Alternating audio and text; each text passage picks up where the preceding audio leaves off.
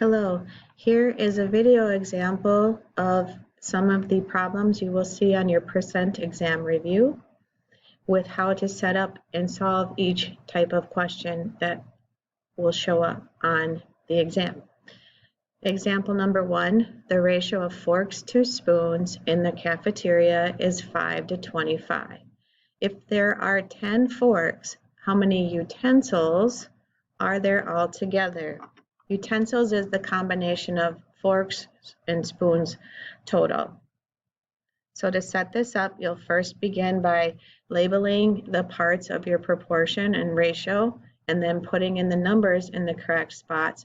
Using a calculator, cross multiply and divide to find the answer to the question, how many utensils are there altogether? Set up my work on my scratch paper to decide which ratio I need given the information in the first sentence and which ratio I need for the second half of my proportion. You can see to the right of the question all the information I was able to gather just from the problem itself. 5 forks to 25 spoons yields 30 utensils total. If I have 10 forks, the question is how many utensils. This is the missing number we're looking for in our table, so I don't need this information. This is a little extra information for this question, and there I have my proportion. 5 forks out of 30 utensils is equivalent to 10 forks out of n number of utensils. And then you grab your calculator, cross multiply 30 times 10 divided by 5 equals 60 utensils. And also please note that during the test, make sure you read these light gray words in your test indicating if a label is necessary or if the label is optional. If you don't include the label when they are asking you to include the label, the question will be marked incorrect. You will see questions regarding converting a percent value to a decimal value. And the first step in solving that is to take your percent and rewrite it as a fraction out of 100. So 199 would be the numerator, and the denominator would be 100.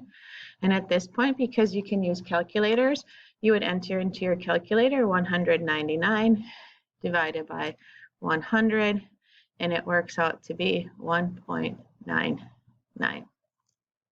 Another example you will see on the test is a problem converting your percent to a fraction. Again, it starts by writing the percent, not in its percent with the percent sign symbol, but with the percent meaning a fraction with a denominator of 100. So you would take your percent number, 38 would be your numerator. The percent becomes your 100 for a denominator, and Get More Math, they want you to simplify or reduce the fraction to its lowest terms. And to refresh your memory, that's finding the greatest common factor of 38 and 100. And because I am a person who sometimes can't think of the largest number, I know they're both even, so I know they're both divisible by 2. And so I'm going to start with 2. That might not be the greatest common factor. If I divide both by 2, I get 19 out of 50. And I know that 19 is a prime number, so it shares no factors with 50. So I would enter 19, the fraction 19 over 50. Even though the question doesn't say you should simplify, Get More Math would like you to always write your fractions in their lowest terms or simplest form or reduced. Those are some common vocabulary words with questions like this. What percent is represented by the region that is shaded? Exact answers only, no rounding. Be careful with this one. And, you know, it should look okay, but what percent is shaded? You have to look at each circle as an as a whole number. So in this case, I have 100% shaded here. 100% is shaded here, and I think so this would be 2 3/5. is the fraction, 2 3/5. So it is possible that, or you could look at it this way, 100%. Let me change the color of my pen. This is 100% shaded, 100% shaded, and this is 3/5. So I'm going to write 3/5 as, and go back to white so it shows up better. I'm going to write 3/5, and what is that as a percent? And that works out to be 60%, so I believe 260%.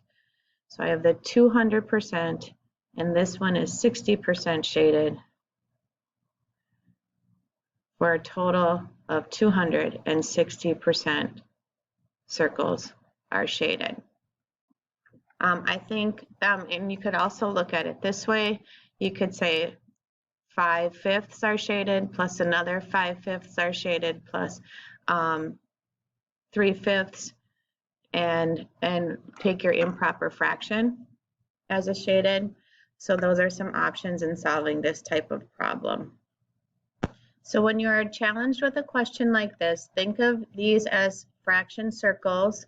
You can think of, you can write each circle as a fraction. So you could do 5/5 is, oh, I need to change the color again, sorry. You could do 5/5 for the first circle, which equates to 100%. And then you could find this fraction, which is shaded, which is also 5/5. So you have another 5/5 or another whole equivalent fraction, which is 100%. And then you could take the third and final picture. You have to, I think some kids that were struggling with a question like this is you wanted to assume that it would be a percent less than shaded. You have to look at each shape as 100%. Find the fraction of each shape that is shaded and find its equivalent as a percent out of a fraction out of 100, and then your numerator will be the percent. So you could have an answer of greater than 100% because in this diagram there are 3 circles.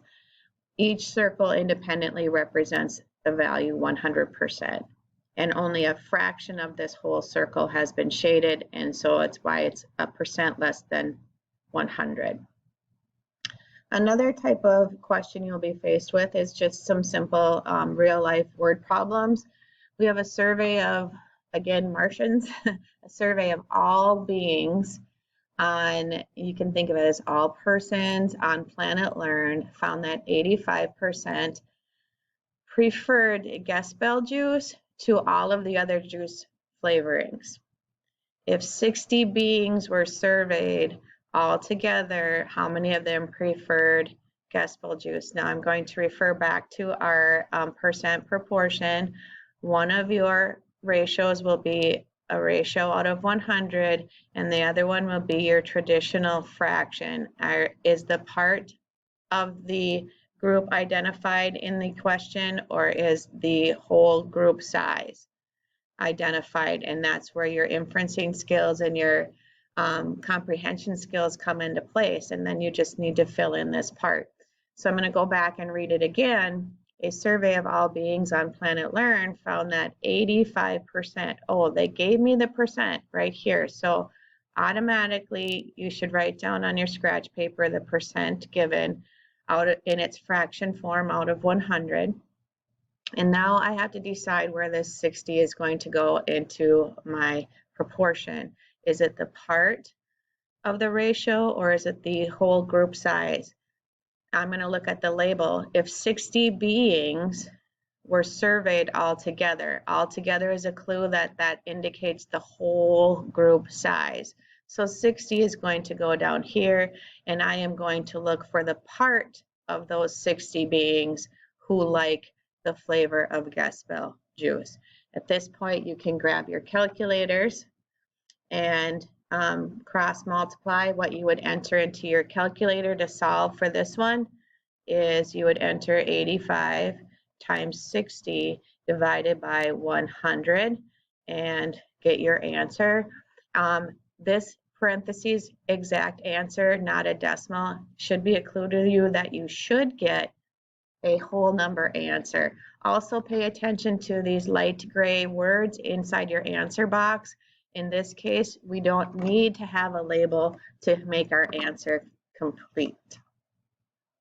And after using my calculator, I find 85 times 60 divided by 100 equals 51 beings. So part of the group preferred Gaspel juice. Is my answer less than the whole group? Yes, it is. So I think I'm on the right track. Another example you may see on today's or tomorrow's test is just a basic percent question. And do not be alarmed. In our percent problem, sometimes you can see a percent greater than 100%. This comes into when you're determining how much a value changed. Is it a percent increase? And if it does, you could have an answer of greater than 100%. So don't let that throw you off. And please notice too that what's grouped in parentheses is important information. Please don't ever skip over clues or hints or directions, even if they're grouped in parentheses. Find 280% of. Now remember our percent ratio, the number percent out of 100, and then part is the numerator, whole is the denominator, and some clues given to us in questions where these numbers go. A clue word indicating that the value is part that we use is. A clue word indicating if the number given in the question is the whole is the clue word of. So let's go back and read. Find 280% of 49. Rewrite my fraction, 280 out of 100. Of indicates that this is the whole value, so 49 is going to go here. I'm looking for that missing number. Go to my calculator, enter in 280 times 49.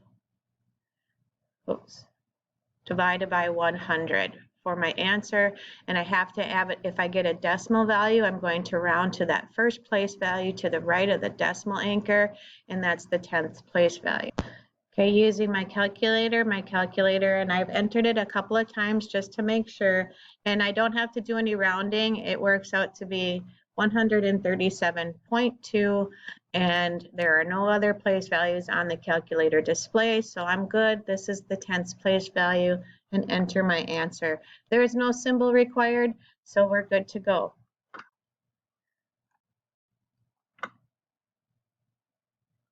Okay, here's another example. Be careful of the clue words given. Also, if you get a decimal answer on your calculator, you should round it to the nearest 10th place value. This problem is set up a little differently. In this problem, they gave us the part of the second fraction, not the whole number.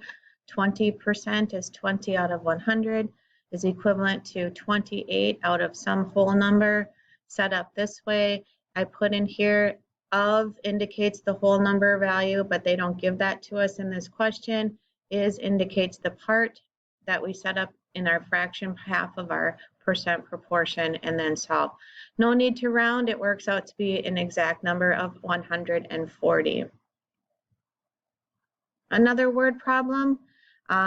Again, just use your percent proportion strategy and see what you get for an answer. And please note, label is optional in this question. This word problem is a question that they give us the part. Please notice the label following the number that is opposite of the percent value given.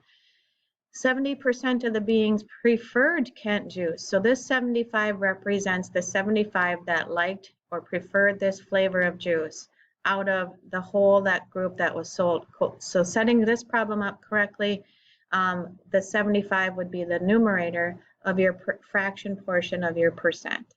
Okay, so read each question carefully, read it a couple of times if you have to, look for some of those clues that your teachers have been pointing out in these lessons.